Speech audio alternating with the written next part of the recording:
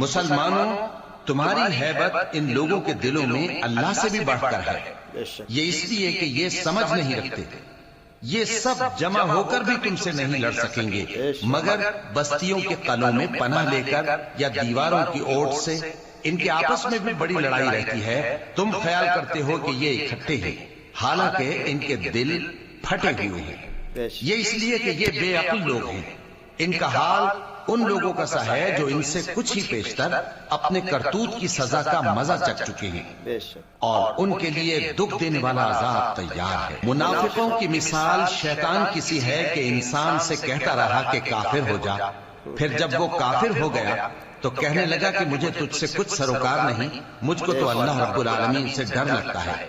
تو دونوں کا انجام یہ ہوا کہ دونوں دوزخ میں جائیں گے، ہمیشہ اس میں رہیں گے، اور بے انصافوں کی یہی سزا ہے۔ اے ایمان والو،